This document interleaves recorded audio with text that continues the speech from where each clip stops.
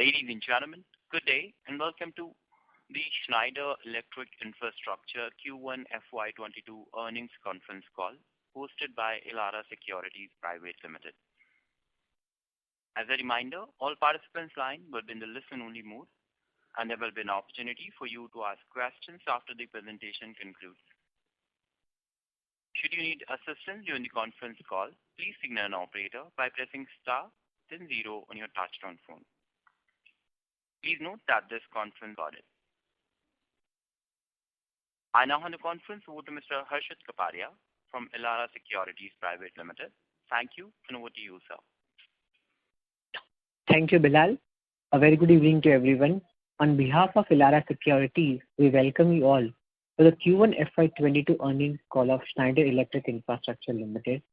I take this opportunity to welcome the management of Schneider Electric Infrastructure, represented by Mr. Sanjay Sudhakaran, Managing Director, Mr. Mayank Holani, Chief Financial Officer, and Mr. Vineet Jain, Head. We will begin the call with a brief overview by the management, followed by a Q&A session. I'll now hand over the call to Sanjay sir for his opening remarks. Over to you, sir. Thank you very much, and good evening to all of you. It's a pleasure to be with you this evening, and my name is Sanjay Sudhakaran. I'm the Managing Director for Schneider Electric Infrastructure Limited, and it's a pleasure for me to take you through some of the highlights of our organization, how the quarter has been, and what we feel of the economy going forward. If it's okay with all of you, I would like to go straight to page number 3 of the presentation, which is a quick snapshot of the economic highlights of India during this period. As you can see that we came out of a very difficult financial year, a year that was unprecedented, and we had never imagined a year to be so dramatic in terms of the pandemic and the implications that it had on the economies, lockdowns and all of it. We were expecting all of that to be behind us, and we were expecting that there could be a good amount of pent-up demand in the economy, which would come back to us favorably as we go into the year. Some of that partially materialized, however, it was also kind of dampened a little bit by the second wave of COVID, which began to hit us this quarter that went by, and some regional lockdowns and implications, and I think probably the severity of the health crisis was even much larger than the first wave. However, I think the economy is more resilient, demand is coming back, and we are hoping that the impact of this lockdown will be minimal and we will be able to recover as we go forward into the quarters in this year. So that's the brief outlook that I have on the economy. I'll go to the next slide, which is page number 4, and give you a snapshot on how our end markets, we see our end markets. As you all know that we have 4 critical segments: power and grid, transportation, minerals, mining and metals, and oil and gas. These are the segments that we term as electro-intensive and has the most runaway for our products and services here. Power and grid continues to be resilient, I would say. There are a number of reforms that are being announced here. There is a big thrust on renewables. India is one of the few countries that are well on track to execute on the Paris Agreement. Our plans of having almost 450 gigawatt of renewable energy installed by 2030 seems to be something which the government is totally committed to. There is privatization happening. There is a big thrust to cut losses in transmission and distribution. Introduction of smart metering and digitization projects to enable that. So all these are very good lead indicators. Though the sector was a little bit plagued due to the COVID wave, the second COVID wave, and the projects were slowed down. You had certain situations where the government spending on healthcare had to be increased, and that sort of saw less funds being diverted into this particular segment, and you had a kind of sluggishness in the progress of the projects. But I think this is all coming back because this is a very clear backbone that the country is dependent upon. On the transportation side, there are a number of projects that have been announced in terms of urban transportation, bullet trains, high-speed trains, and corridors, etc. All these are expected to close. These projects are expected to close in terms of orders for us in the quarters going forward. So we see a good traction on this segment as well. Minerals, mining and metals, we were kind of having a feeling that the results could be mixed here. However, we see good amount of capex in this particular segment. We have cement capacities being ramped up, steel capacities being ramped up, a number of sustainability driven initiatives in this particular sector in line with the sustainability goals of the corporations being introduced, and that sort of kind of has picked up the demand here. We see good orders here and we see good orders going forward as well. Oil and gas as a sector remains cyclic and the demand is not expected to pick up in a big way during this year. Demand will remain muted and there will be a shift towards renewables as we go forward. In addition to this, I think the building segment the demand will remain muted because there is not much thrust on return to offices. So there will be a kind of a slowdown on the buildings market. However, there are certain sectors within the buildings market like hospitals and data centers which are expected to give us good returns, and we are continuously invested on these segments as well. So I will now go on to page number 5, that is just to articulate once again our strategy and our commitment to our long-term strategy, which is to lead by software, which is more digital, concentrate on more services and recurring revenues, increase our coverage across India through our licensee partner models, accelerate our resilient segments, and introduce greener products into the market, which is our contribution to the sustainability journey of the country. So these are our key strategic priorities, and quarter after quarter we ensure that we will remain committed to these particular initiatives. Going to slide number 6, just to bring about a flavor of how we are going ahead on and executing our strategy. Leading with software, I spoke about it as one of our key strategic priorities. We continue to stay invested here. Here is an example of an atomic R&D center in Vizag that we have just completed. It uses our EcoStruxure for Grid platform, which is the EPAS platform, to be able to provide instant fast load shedding to the customers. We work very intricately with the customer, connecting all their medium voltage products and providing them with the relevant software interface to be able to take informed decisions. I'll go on to page number 7. Here again, we'd like to highlight the connected product story. We have sold almost 99 AIS insulated panels to a customer in the power and grid segment, which is primarily a connected product with temperature and humidity sensors and numerical relays. Another example of how we are taking our digitization journey forward. I'll go on to the next slide, which is slide number 8, our commitment to more services.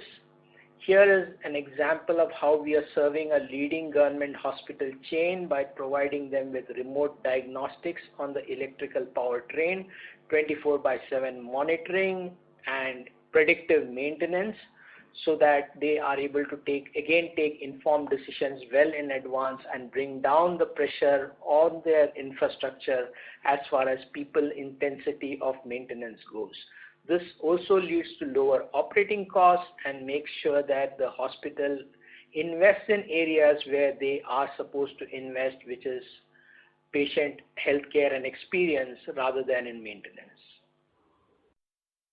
Going forward to our story on increased coverage and our licensee partner program, here is an example of how our partner in Kolkata turned around a hospital for the government within 8 weeks, to be able to meet with the pandemic pressure that it created on the healthcare infrastructure. So having more partners empower partners, licensee partner products which are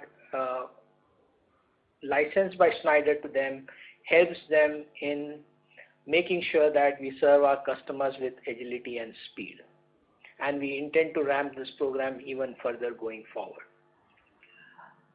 I'll go to slide number 10. Here we talk about our connected product story. So in the quarter that went by, we launched 3 more connected products, which is the connected FBX, we launched the connected transformers, and we also launched the EasyPact Pix ROF, which is another connected product. So I think we continue our journey towards digitization as far as new product launches are concerned as well. With this, I end the update on the strategy, and I will request Mayank Holani, CFO for Schneider Electric Infrastructure Limited, to take us through the financials of the organization. Thank you. Thanks, Sanjay. So slide number 12. So the market continues to be uncertain, and as we all need to adapt with the new normal. So Q1 of current year was impacted by COVID-19 and selective lockdowns during April, May, and even in some places in June. So few customer sites were closed, and many other customers and EPC contractors were facing liquidity challenges also. And we continue to be cautious in order booking, and especially in terms of securing our cash and margins, maintaining the right level of margin. So our outside group order intake for this quarter stood at around 2,900 million INR or 290 crores, which is up by about 16% over same period last year. So, and considering current market, we feel it's a reasonably good growth in orders. Now, moving on to sales, we have seen a strong comeback in execution, and which is rather more impacted due to the lockdowns because of the site issues and the restrictions on mobility. Still, we had a growth of about 38.6% versus last year, same quarter. And this rise has mainly come, obviously due to the low base impact of last year, because April was mainly impacted in previous year. So, but still we have a growth of 38.6 on the sales part, and which has come primarily from systems and projects. So moving on slide on P&L, overall the performance in terms of our profitability is aligned with our strategy. We are focused on margins and cash, and we will continue this journey. The quarter was bad in terms of raw material price movement and the impact on commodity. Mainly the commodities which are used in our products like mainly copper, steel have been impacted by the inflation, and their prices have increased significantly. We continue to monitor it closely and proactively approach with all our customers and trying to mitigate those exposures. So we are working on getting the price amendments wherever they are required and possible. And still with this, our EBITDA margin improved by about 3.9 points and is at almost at a break-even level. And another, if we look at it in perspective, this is that the margin level is at the same level as the previous year. Right? The full year or the quarter four of previous year, this is close to that level or even slightly better. So we are in the right direction. I close here and will leave the floor open for questions and answers. Thank you. Thank you very much, sir. Ladies and gentlemen, we will now begin the question and answer session. Anyone who wishes to ask any question may press star and 1 on your touchtone telephone. If you wish to remove yourself from the question queue, you may please press star and 2. Participants are requested to use handset while asking a question. To ask a question, you may please press star and 1. Ladies and gentlemen, we will wait for a moment while the question queue assembles.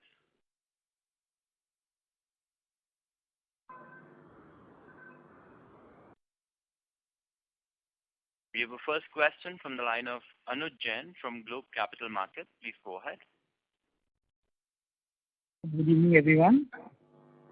Actually, I wanted to know your view on this smart metering, kind of thing. How the government push on this particular thing? And pardon me because I joined the call a bit late. So if you would have, given some light on the same idea, just please repeat for me.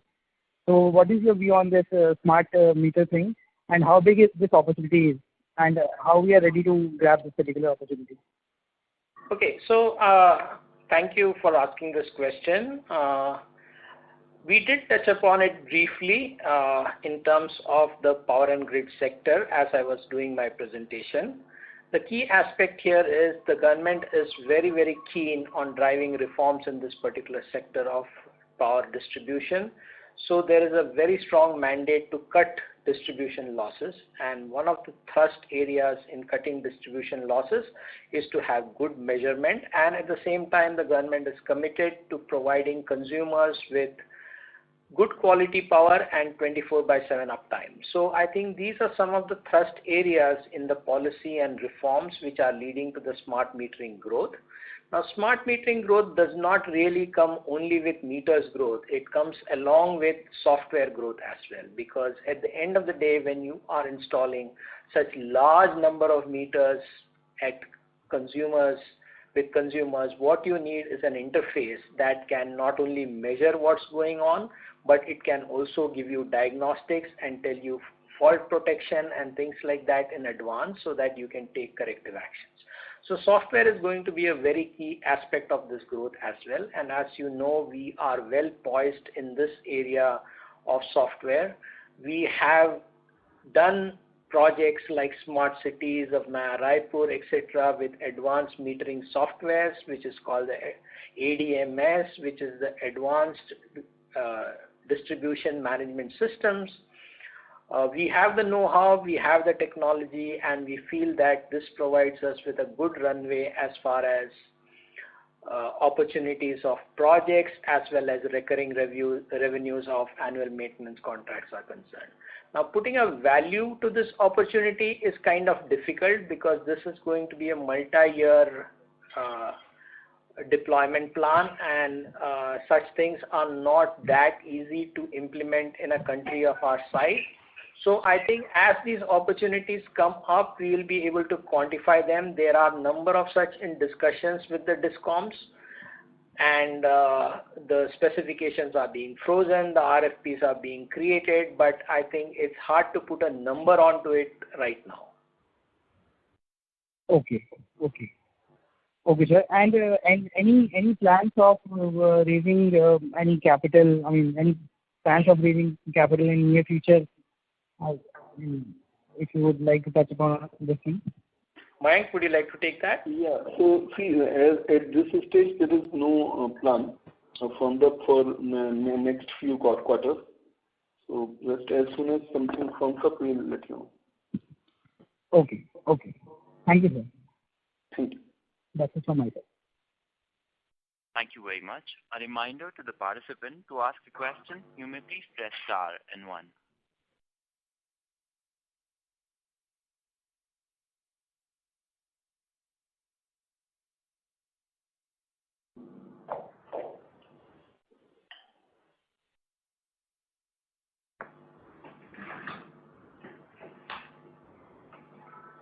The next question is from the line of Viraj Mithani from Jupiter Finance. Please go ahead.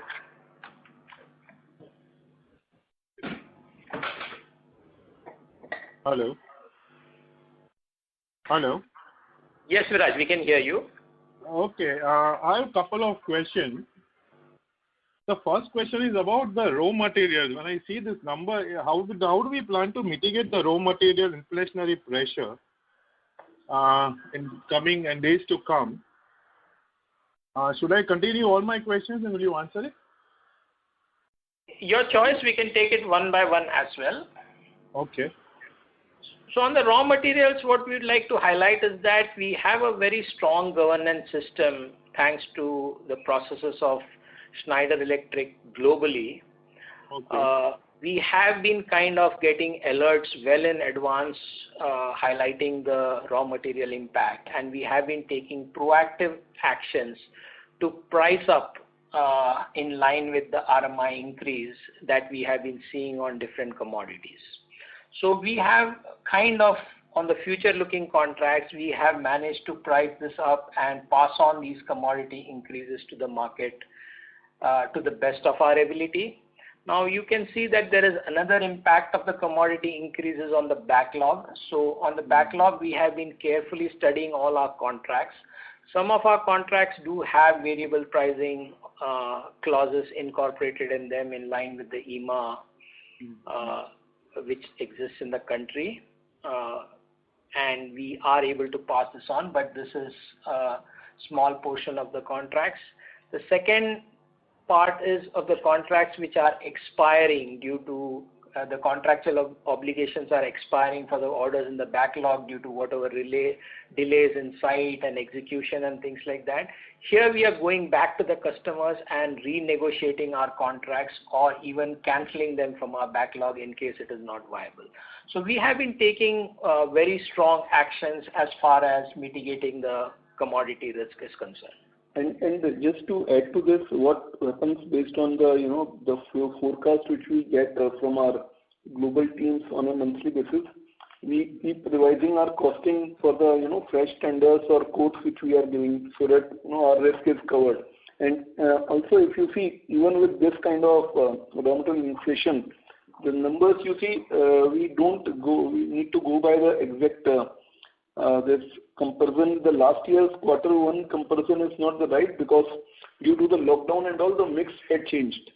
But if you look at the this quarter's mix is more or less similar to the full year mix or even the Jan to March quarter mix, and this material cost percentage has actually improved, right? So it's better than the last year full year material cost percentage and even better than the Jan to March quarter. So even in spite of all these commodity inflation, we have been able to improve margin from that side. Acha, and this employee benefit expenses, because of this our program to this, because of VRS, it has gone up? No, so no, that VRS thing comes into the exceptional. So what happens is the employee cost last year in Q1, due to when this pandemic hit and the lockdown time, there were certain tactical actions taken for cost saving. So now those are coming back, and then also there is some impact of the salary inflation which has come, and which the total takes it to much higher than the 11.2% increase which you see, which is the growth is partly offset by the savings due to the structural changes which we did in last year. So the impact of whatever VRS and all we have done, in the run cost, the savings are coming in this year. And other expense, I understand, is exchange contracts and all, which has gone up by 8-9 crores. So no, so other expenses are, there are multiple factors. So there are certain expenses which are linked to the volume, like power and fuel, which is directly or not maybe 100% proportional, but partly linked to the volume. And then there is forex impact. Then the travel was higher. Like last year, there was almost no travel in Q1. So this year still there was travel going on because business was running, so people were traveling in urgency. So there are multiple factors in that. Okay, my next question is, our competitors like ABB Power, they have been very bullish on data centers, railways, cyber security, and power distribution. So do we see some traction in this industry in India, or can you give some color on that? Yeah, for sure. I think I spoke about it in my opening remarks as well. If you see the data center industry in India, we can be extremely bullish about, because of the fact that there's a twin effect here. One is the fact that there is an explosion of data, primarily driven by work from home and all the digital gateways and digital ways of working and payments, etc. is concerned. The second is due to regulation.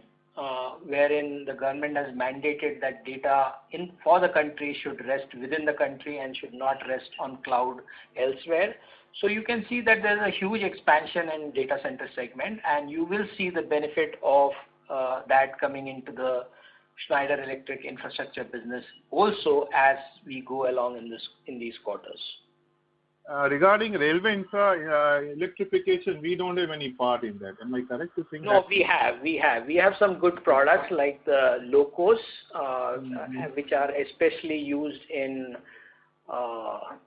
urban transportation such as metros, etc., and high-speed trains. So I also spoke about this as one of the segments where we are poised very well for this year in terms of the projects and the pipeline, etc. We expect to do very well on the transportation side in terms of urban transportation, specifically like metros and high-speed corridors and things like that. And sir, about data centers, where do we fit in? Like what kind of offerings comes into it? If you can just give us some color on that.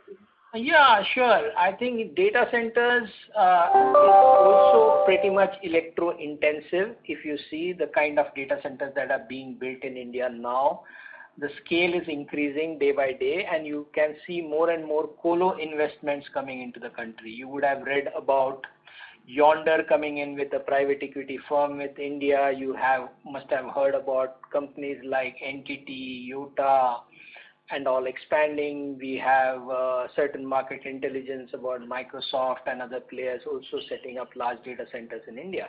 And data centers is also highly electro-intensive because they need to be powered. So you can see that you have this entire train of medium voltage products which will go into the data centers. In addition to that, you have a software play because data centers are highly sensitive to uptime. So you need a 24/7 some redundant operations and things like that, and have to be controlled by software. So there is a software play in it which we see as a very large opportunity, and much of service revenue business which comes along with software. So that would form the part of a medium voltage offering. Am I that correct? Yes, that will be the automation of the electrical network, both low voltage and medium voltage put together. We will automate the network, and that will help the customer in terms of informed decisions and predictive maintenance, etc. Sir, ABB Power, for example, has this Lambada platform for electric vehicle charging. Do we have any sort of offering from our parent or in this country? This company has any play on this in this EV segment in future? Our play on the EV segment in India would be around the electrification projects right now. We have not right now embarked upon the charging equipment as such, but we are actively pursuing opportunities on the electrification and automation space.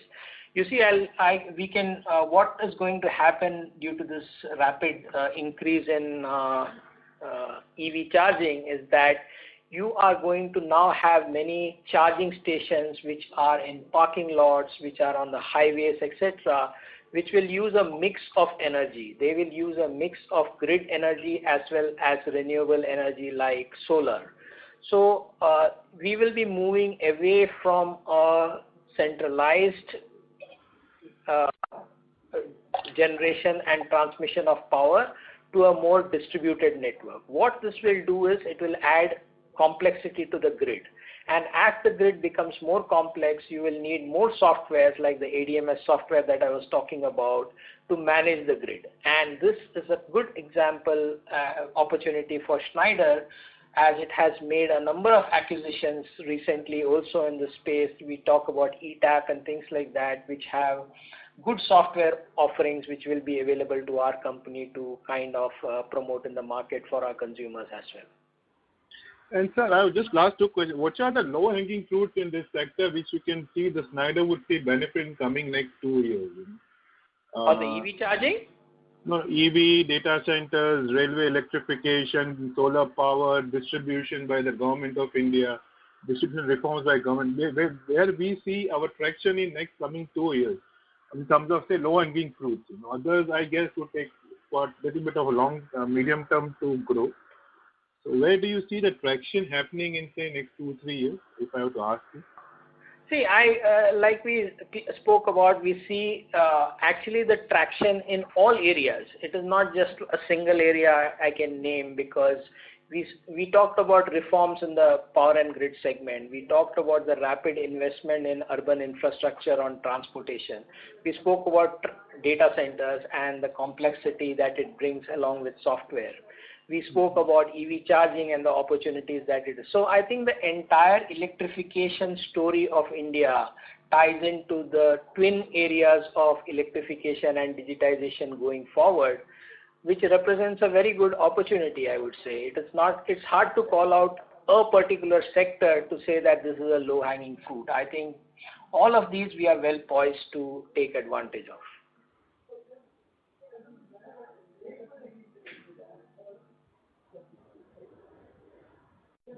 Does that answer your question?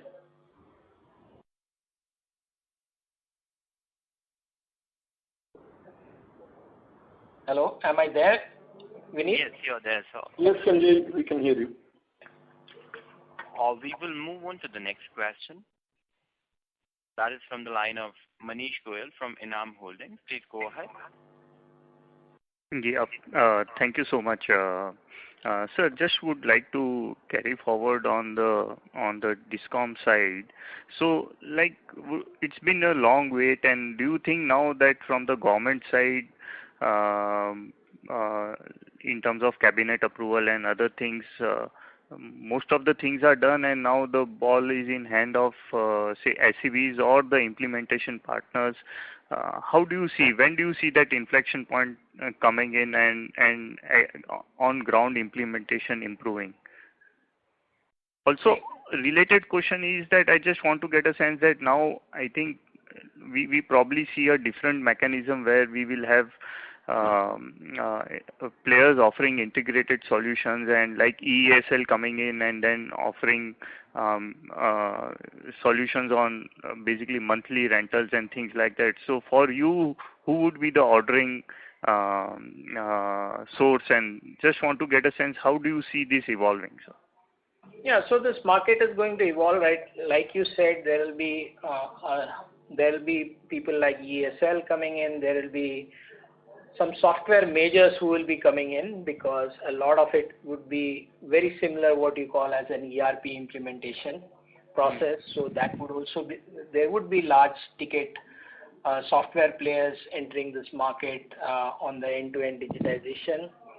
So all of these could be our customers, our partners, right? It's not that we are going to do all of this alone. We are going to do this in collaboration with people, and the nature of our customers would change, the nature of our partners would change. Some of them would be our strategic partners, while some of them would be our customers. So I think there's a whole lot of mix that is possible here. Okay, so there could be a possibility that we can be part of some consortium and probably look to offer the solutions. Absolutely. That's how we are going about doing it as well. Okay. We stick to our core expertise, which is the software platforms. We understand the electrical network. We have the global R&D expertise and the software and the solution architects available with us. So we have experience of doing these projects elsewhere. So we are open to partner with anybody who has the scale to implement such a project in India. So I think the landscape will change in terms of the customers. And have we started seeing any inquiries, or you expect that it will still take some time? And No, we are seeing inquiries, and we are actively working on good prospects in this particular area. Okay. And sir, like in your initial commentary, you mentioned that we expect demand to come back and hope to recover lost ground. So, like, what is would like to get some sense as to what is the intensity of the momentum? Like, are we really seeing very strong momentum building up, and then we probably on a full year basis we should start seeing double-digit growth for us?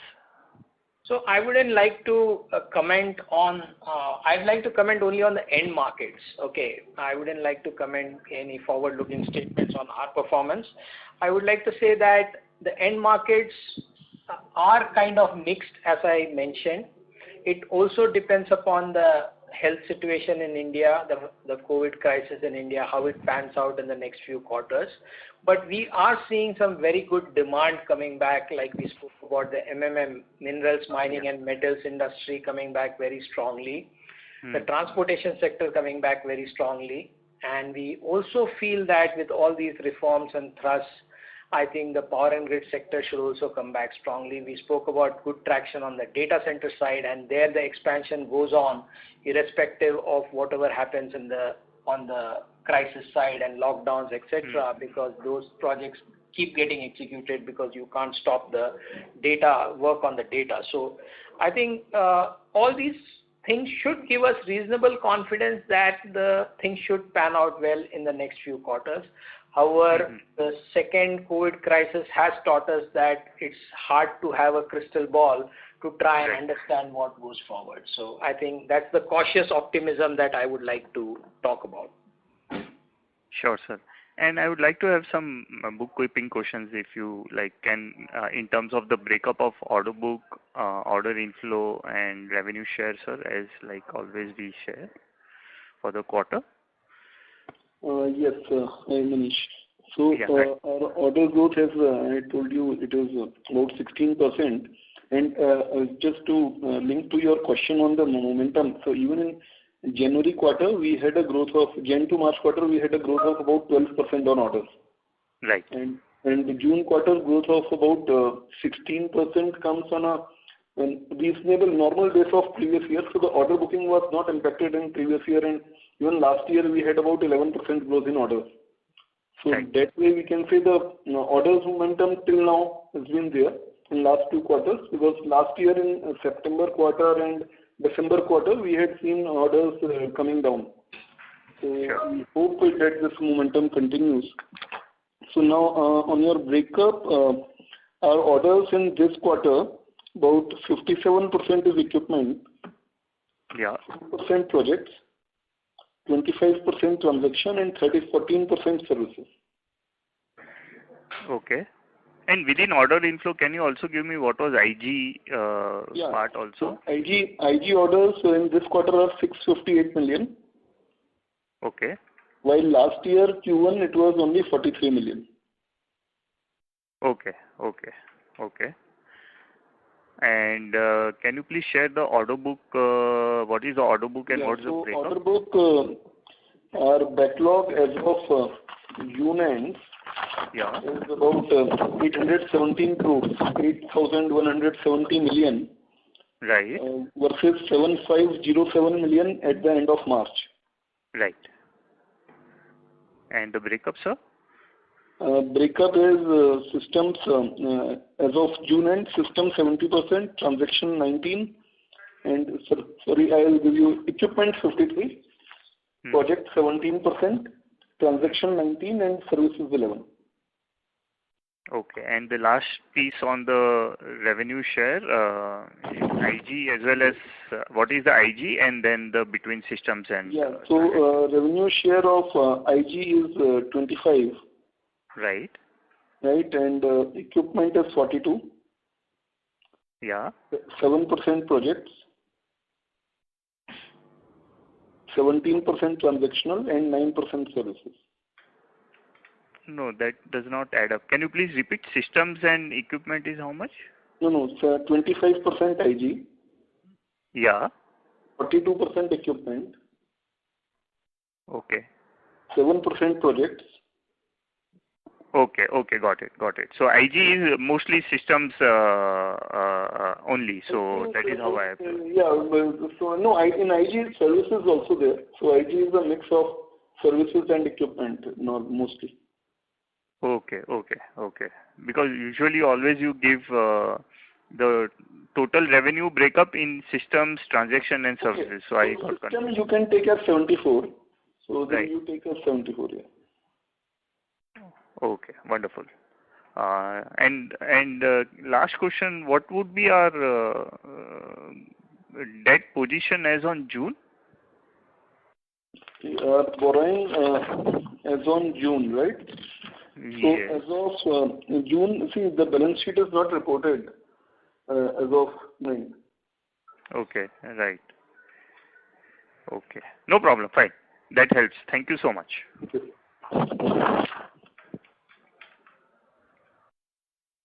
Thank you very much. Ladies and gentlemen, to ask a question, you may please press star and 1. The next question is from the line of Parimal Mithani from Credential Investment. Please go ahead. Hello. Can you hear me?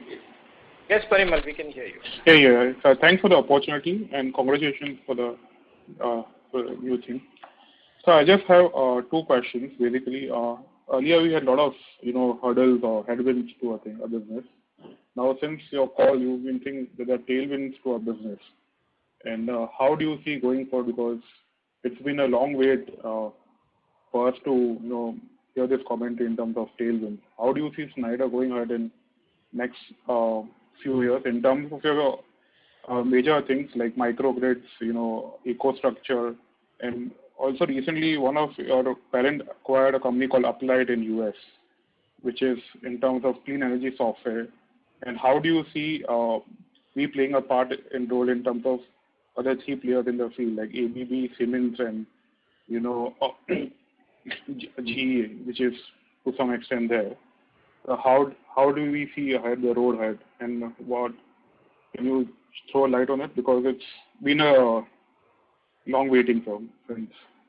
Sure, I think to be very honest, we do seem to have a good runway of products, technologies, and software in the pipeline with us. And like you have been saying, the wait has been long. It's always the case because we have to move. Ultimately, you can execute only as much as the market reforms. So the market reforms and the segments that we are talking about are reforming, and people are seeing the benefit of digitization, and adoption of software is definitely going up. So you can see those benefits coming back to us in the years as we go forward, because we have developed a very good management team capable of serving our end markets, focused on our end markets and segments very, very well. And we have a good install base, and we are serving those customers as well through services and connected products and diagnostic services. Now, I think the stickiness, we have built the infrastructure around the stickiness as well. So we should see those benefits coming in, and I'm sure we will be able to keep pace with the reforms that are happening in each of these sectors. Now, Schneider as a group is very much committed to software, so you can hear about a number of acquisitions that are being made in the global space as far as softwares are concerned, and some of these softwares are very relevant and useful to us in our digitization journey for this organization as well. So we will have access to those technologies going forward as well. If you can throw light on which of this, if you can throw light on EcoStruxure, which is, I think it's one of the flagship projects of software, or how does it help us, and if you can make us understand it much better for us. So yeah, EcoStruxure as a platform has 2 parts to it. One is EcoStruxure on the edge, which is the edge control software. So we spoke about some of the projects that we have executed in my opening presentation as well, like the EPAS software, which is the grid, which manages the grid. You have ADMS softwares, which is the advanced distribution management systems. In addition to that, we have now acquired another company, which is ETAP, which is more into design as well as electrical networks management. So that is another software that is applicable. So I think we have a complete suite of softwares like Power SCADA and things like that. We have and on top of that, we have diagnostic platforms of EcoStruxure, which is like Advisor, the Power Advisor, Building Advisor, and products like that, which provide not only which are hosted on the cloud and provide analytics to customers to be able to take preventive action rather than corrective action. So I think we are bringing this entire suite of products to our customers, saturating them with our offerings, and also providing them with life cycle maintenance for these products as well. And so, how do you see so is it safe to assume the EcoStruxure will be the backbone for in terms of main software over which you build the entire system around, or how does it work basically? I couldn't get your question. You mentioned is it safe to assume that EcoStruxure is a base platform for you, or it's just one of the plugs in play, or it's like what is the base platform for you in terms of software? EcoStruxure is the overarching theme of our software journey. So it encompasses. It's built on certain principles like interoperability, open architectures, the capability to put together disparate systems and integrate with that, not locking in the customer with a particular platform and not being able to integrate any other platform to this and things like that. So it's a very open architecture. It gives flexibility to the customers. It's modular in nature. So EcoStruxure is the overarching theme of the software, and it's like a backbone. And you have different modules that are available which serve a particular purpose. And on top of that, you have analytics. EcoStruxure platform also enables analytics, which take data to the cloud, able to for the customers to build a command and control center, control a large number of buildings or a large number of grids from a centralized location. So these are some of the aspects. So it's got a wide suite of products within the same platform. Okay. So is it fair for my assumption that it will be the base for everything in terms of since it's open architecture, then you can just the customer just has to take a product from that and he can plug into the other software as well, right? Basically. It's not one single platform that can be used by any customer. Okay, I don't want you to misunderstand on that. It is an overarching theme. It's it's an operating system, but the modules are independent and perform certain functions. So it's not that you take just EcoStruxure and you will be able to do everything under the sun. Okay. And so you mentioned in your opening remarks that government is committed to the renewable energy part of in India, and according to Paris Accord. How do you see in terms of order of inquiries going ahead from here? We are very well engaged with all the DISCOMs you would see on their digitization journey. We are very actively working with all the DISCOMs in the country to help them navigate this journey towards cutting losses and digitizing their networks and reducing the harmonics and things like that. Okay, sir. So thanks for the answers, and thank you very much for your time. Thank you. Thank you. Thank you very much. The next question is from the line of Viraj from Jupiter Finance. Please go ahead. Yes, sorry I got disconnected. Hello. Yes. Yes, sir. Now I have two questions. One is this, coming back to your competitors. Our competitors, they are making India as a base, especially ABB Power. That's what they've been openly saying it, that the parent is committed to India because of supply chain issue, China, pandemic. So does Schneider parent have any sort of plan for this company? That's one. And secondly, does 5G benefit us by any chance? Because more connected networks would be, you can give some. I didn't get the second question. I understood your first question. I didn't understand your second question.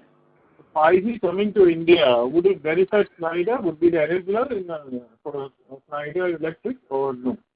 I think I'll answer your second question first. I think 5G coming to India will benefit everybody, right? It will increase the speed of your networks. It will make things much more simpler in terms of data usage and storage on the cloud and things like that. So it's going to be a huge enabler for digitization.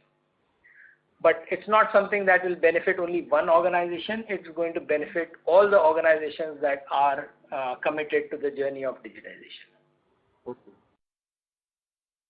And on your first question, you were asking about the commitments of Schneider Electric as a group in India, right? So already I would say that Schneider Electric... We are based in India. Like all these companies planning to, the parent is looking to make this from Indian companies in the base of the world because Yes, of the of course. China issue, supply chain, and all the pandemic, all the other reasons being there. So, sure. I wouldn't want to go into too many details on this particular front because today we are speaking on behalf of Schneider Electric Infrastructure Limited. But I would say that Schneider Electric in India as a group has a very huge base. You would have heard of some of the large ticket investments that Schneider has done in the space, including the acquisition of L&T electrical and automation products and the company at large. So I think there has been some large ticket investments in the space that Schneider has done. Schneider has a large number of factories and a very strong exports base out of India with a large amount of investments in R&D and global R&D being done out of India. So I think there's a lot of investments being done by Schneider as a group in India for the globe as well. So I think Schneider is extremely committed to the journey in India of localization, talent, moving talent into different roles across the globe, building R&D centers and manufacturing bases in India. So I think there is no question about that. okay. And so what level of localization our company would be at? Like, would be the import content as we speak today? In terms I would of say that we are highly localized in India. We are localizing more and more, and we want to build more and more products within the country for the country. So I think we are already highly localized in India. Our idea is we start with a platform which is available globally. We import, we sell, we look at the market readiness, and then we subsequently put in a roadmap for localization in India, which is on a gated basis. We start localizing components and finally we localize the entire product. So I think that's the journey which we have been following all throughout. Can you give some numbers to that? As of today, 50%, 70% numbers? I would say that we are almost in the ballpark around 80% localized in India. Okay. And so my last question is regarding the smart meters which you spoke about in your this con call. As I understand, smart meter forms a part of Schneider's low voltage business. That's correct. And how do we benefit from that? So as I spoke to you in the beginning that smart meter, as someone asked that question, how does it benefit us? See, we as an organization, we understand electro-intensive markets. We are very close to utilities. So what this represents to us is not just a play on the meters. The meter decisions can be taken by the customers independently, or they can award us contracts on a turnkey basis for the entire digitization, including meters. But the exciting piece is the software and the services play that come with or without the meters. Okay. So we execute projects like for Naya Raipur, we have executed, which is a smart city. We have executed these projects along with the software and the meters, etc. So it's possible to do it with or without. The customer could take an independent decision on the meters, but he could come to us for the integration with the software and the maintenance contracts going forward. So that revenue would form part of a service revenue in this case? It would be a project execution and services revenue put together. But do we get a fixed annual revenue, or it is on the transaction basis, like more usage of meter or something like that, or how is the? No, it is not. It need not be structured basis on the usage of meter. I think that would be a very complex transaction. What we would be doing is we would be providing service contracts to the customer as far as maintaining the software and the customization of the software and adaptation to his use is concerned. In terms of like annual revenue sort of a thing, every renewal of the revenue, right? Something like that. Yes, it's like an annual maintenance contract. Yeah. And sir, any play for the cyber security for us?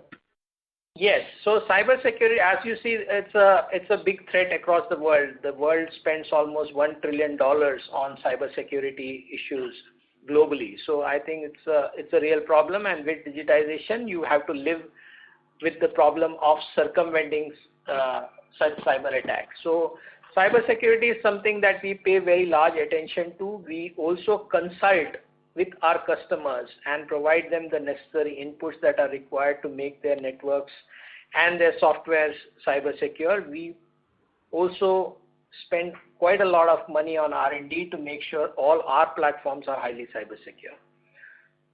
So do we have a product in cyber security, or could we? No, it's not a product that we have in cybersecurity. Cybersecurity is engraved into our products, I would say. Okay. And we provide the customers with the know-how on cybersecurity. Okay. Thank you, sir. All the best. That's it from my side. Thank you. Thank you very much. As there are no further questions from the participants, I would now like to hand the conference over to Mr. Harshit Kapadia for closing comments. Thanks, Bilal. We would like to thank the management of Schneider Electric by Mr. Sanjay Sudhakaran, Mayank Holani, and Vineet Jain for giving us an opportunity to host this call. Any closing remarks, sir, that you would want to give to investors and analysts? No, I'm very delighted to be on this call along with all of you, and the interest levels that you have shown in the various aspects that we spoke about. I think the short-term issues of COVID and all that, I think are issues that we can surmount and we can work towards it. The long-term fundamentals of the country as well as the company remain solid. So look towards continuously engaging with all of you going forward in the next quarters as well. Thank you, good evening, and good night. Thank you. Sure. Thank you very much. I'll speak on behalf of Elara Securities Private Limited. That concludes this conference call. Thank you for joining us, and you may now disconnect your lines.